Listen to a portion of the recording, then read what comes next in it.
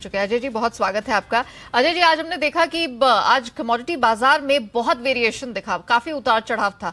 एक तरफ कच्चा तेल, सोना, चांदी, कॉटन की कीमतों में हमने जबरदस्त तेजी देखी, लेकिन वहीं दूसरी तरफ रुपए की कमजोरी का फायदा बेस मेटल्स नहीं उठा पाए, उसमें इतनी स्ट्रेंथ देखने को नहीं मिली। तो सबसे पहले तो कच्चे तेल में ये जो उबाल देखने को मिला है, क्या ये शाम के सत्र में जारी रहेगा? करना क्या चाहिए? नमस्कार। डेफिनेटली कच्चे तेल की अगर हम बात करें तो रिसेंटली हमने इंटरनेशनल में हरिकेन का भी एक अपडेट आते हुए देखा, जिसके वजह से प्राइसेस को सपोर्ट मिला। साथ में एनर्जी आउटलुक है, अभी भी कोई एक्स्ट्रा ऑर्डिनरी अपडेट नहीं दे पा रहा है। तो मुझे लगता है जो 5 अक्टूबर को ओपेक की जो मीट है, यहाँ पे स्पेकुलेशन लगाया जा रहा है कि यहाँ पे हम देख सकते हैं कि 1 मिलियन बैरल के आसपास का प्रोडक्शन कट हो सकता है, जिसका सपोर्ट प्राइसेस को मिल रहा है। उसी को देखते हुए मुझे लगता है कच्चे तेल में एक लेवाली कर सकते हैं 6750 पे, जो अपसाइड में 6850 से 6900 तक का भी लेवल दिखा सकता है। But slowly and steadily OPEC की मीट से पहले ट्रेंड थोड़ा पॉजिटिव लगता हुआ दिखाई दे रहा है।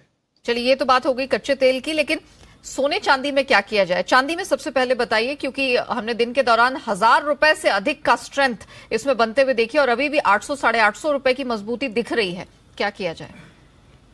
बिल्कुल, सोने चांदी में हम देख रहे हैं डॉलर इंडेक्स तो काफी स्टेबल है इंटरनेशनल में, जिस ढंग से इन्फ्लेशन के कंसर्न यूएस और यूरोप में बने हुए, ये एक मुख्य कारण है। और साथ में डोमेस्टिक मार्केट में रुपए में जो गिरावट कंटिन्यू बढ़ रही है, अभी 82 का लेवल भी क्रॉस कर चुका है फ्यूचर पे, जिसकी वजह से सपोर्ट है। दोनों में मुझे लगता है कि इंटरडे के लिहाज से 50-350 पे लेके चलिए, 50-550 तक का लेवल गोल्ड में देखने मिल जाएगा। वहीं अगर चांदी की भी बात करें तो 57-800 का इंपॉर्टेंट लेवल है, यहाँ पे आप बाय करके चलिए। बट ध्यान रखिए, अगर 58-200 का लेवल अगर ये ब्रीच कर जाता है तो मुझे लगता है कि प्राइस में 1000 रुपए की तेजी और दिखा सकता है। तो 58-200 के टारगेट के लिए हम एज ऑफ हम चांदी को भी ले सकते हैं। चलिए, तो चांदी में अच्छी खासी स्ट्रेंथ दिख सकती है और 58-200 का अगर लेवल पार हो गया तो और 1000 रुपए की स्ट्रेंथ देखने को मिलेगी। मतलब अब सीधा तैयारी यहां पर 59 और 60 हजार की बनती हुई दिख रही है। बेस मेटल्स में क्या किया जाए? पिछले हफ्ते तो बड़ा घमासान दिखा, खासतौर से एलएमई ने जब डिस्कशन पेपर जारी करने की बात की कि रशियन ओरिजिन मेटल्स पर बैन लगाया जाएगा, इस पर एक डिस्कशन पेपर होगा, तब तो फर्राटा रफ्तार रही। लेकिन एकाएक शुक्रवार को वो ढल भी गई और आज भी मेटल्स खुले, खासतौर से कॉपर तो $100 नीचे खुले हैं। तो जरा बताइए कि मेटल्स में क्या किया जाए?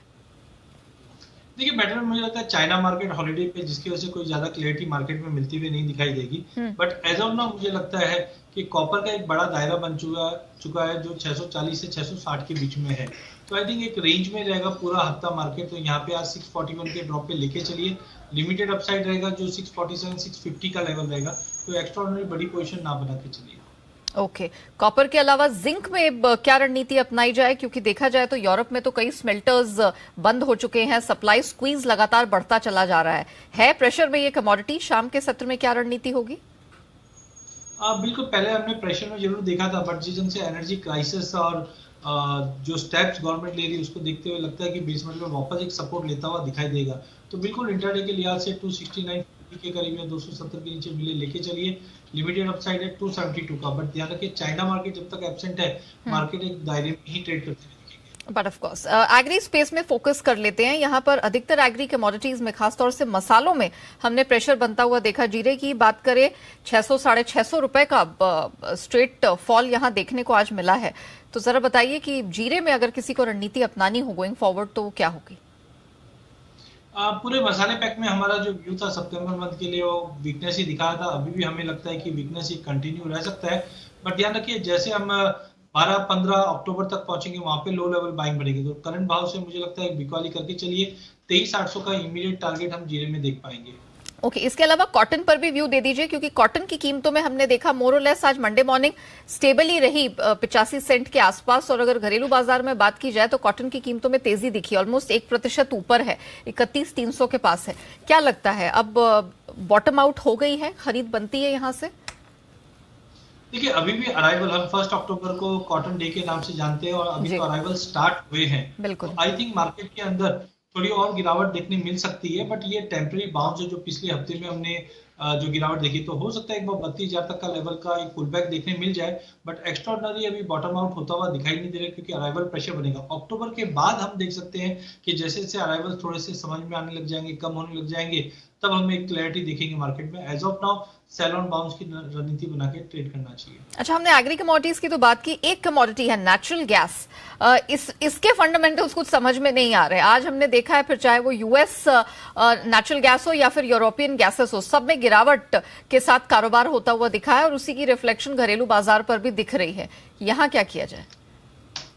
नेचुरल गैस में मुझे लगता है कि जो पहले एक बबल बना था, that was because of Russia Germany के बीच थे, उसको लेकर बना था। बट कहीं ना कहीं अब ओवरऑल डिमांड की बात करें तो यूएस में भी हम देख रहे हैं कि धीरे धीरे नेशनल डिमांड है वो थोड़ी मिक्स है और थोड़ी वीक दिखा रहा है, जिसका प्रेशर प्राइसेस में पड़ रहा है। ये हफ्ते में मुझे लगता है कि करंट मार्केट से भी अगर बेचा जाए तो करीबन मुझे लगता है 500 तक का भी लेवल दिखा दे, क्योंकि इंटरनेशनल में भी प्रेशर कंटिन्यू मार्केट में बाउंड हो रहा है और डोमेस्टिक मार्केट में भी रुपए की वजह से यहाँ पे थोड़ा स्टेबल जरूर है, बट आई एम एक्सपेक्टिंग कि मार्केट में वीकनेस और कंटिन्यू रहेगी वेदर कंडीशन यूएस में देखते हुए। ओके, मतलब रुपए में अगर इतनी कमजोरी नहीं होती तो शायद आज ही ये 500 का जो आंकड़ा है वो नीचे दिखा चुका होता। शुक्रिया अब केडिया जी हमारे साथ जुड़ने के लिए और बताने के लिए कि शाम के सत्र में और आने वाले दिनों में हमें किस कमोडिटी में क्या रणनीति अपनाकर चलनी है। चलिए